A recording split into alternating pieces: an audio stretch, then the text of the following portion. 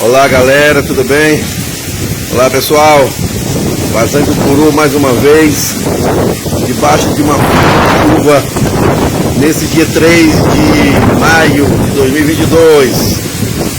Muita chuva aqui na localidade Vazante do Puru. Um temporal, pode-se dizer, com muita chuva, muito vento forte.